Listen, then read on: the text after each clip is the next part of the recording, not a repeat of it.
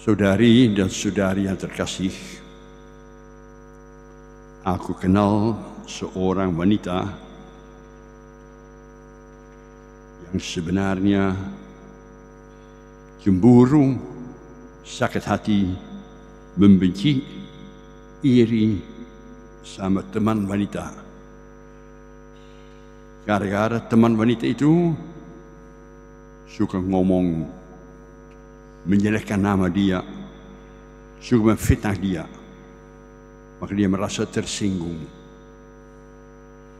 Mestinya dia berani mendekati teman wanita itu, berbicara bersama-sama dan berdamai, tapi nggak mau, gengsi.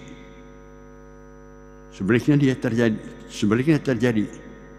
Seterusnya apa saja yang dilaksanakan oleh teman wanita itu selalu salah. Kalau teman wanita itu memberi sedekah kepada orang-orang yang lapar, dia menjelekkan. Itu hanya mau menonjolkan diri. Kalau teman wanita itu berdoa, rajin ke gereja, ngomongnya, sok suci hanya pengen dipuji oleh pastor. Pokoknya dia sebel sama teman yang pernah menyinggung, memfitnah dia. Maka hatinya penuh dengan sentimen. Itu dialami oleh wanita itu dan dia tidak bisa berubah. Lengket semakin jadi dalam dirinya. Hal itu pun namanya dialami oleh Yesus. Yesus itu orang yang sangat peduli pada penderitaan orang-orang lain. Yesus itu yang seringkali mengadakan mujizat-mujizat hebat. Hatinya tergerak oleh belas kasihan kepada orang-orang lain.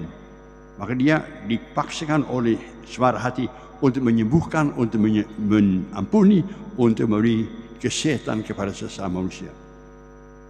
Mujizat-mujizat Yesus tidak bisa dipungkiri oleh siapapun juga. Orang Farisi pun harus mengakui hebat orangnya.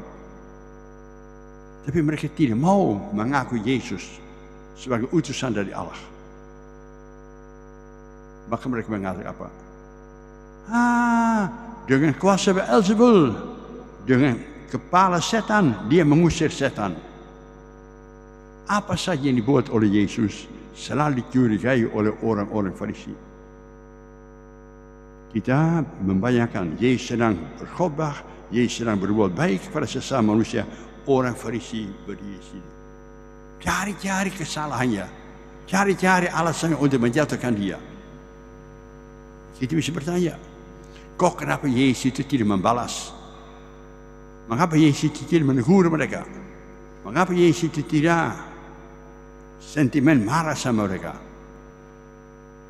Yesus menjawab, itu gara-gara saya harus melaksanakan kehendak Allah Bapa.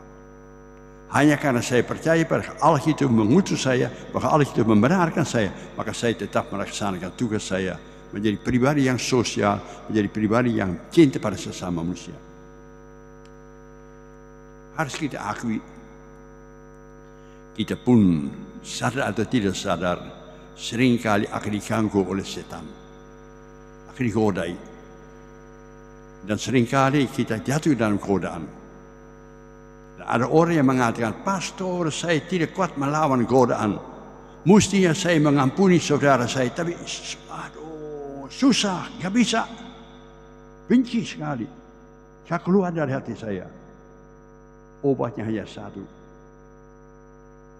Obatnya adalah sadarlah kita sendiri lebih berdosa daripada orang itu.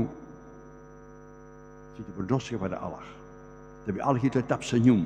Allah kita tetap mengampuni, Allah kita tetap membebaskan kita supaya kita menjadi bahagia. Maka berani, apalagi dalam masa prapaskah ini, mari kita berani mengampuni, berbuat baik kepada musuh pun juga. Jangan disimpan dalam hatimu. Berbuatlah seperti Yesus. Relasi dengan Allah Bapanya menjadi kekuatan baginya untuk tidak menghiraukan ancaman-ancaman dari setan. Ada satu catatan, kalau pada suatu ketika berhasil mengalahkan godaan, bagus. Tapi jangan mengira bahwa setan akan berhenti. kita manusia akan digodai seumur hidup sampai titik terakhir. Sampai kita berdiri di depan lubang yang gelap untuk meninggalkan dunia ini. Setan akan mengganggu kita supaya kita takut tidak percaya pada kasih Allah. Hanya dengan berdoa, dengan merenungkan sabda Tuhan, dengan melaksanakan kehendak Allah, kita akan selamat. Setan tidak mempunyai kuasa yang terakhir. Kuasa yang terakhir ada di tangan Allah Bapa kita di surga.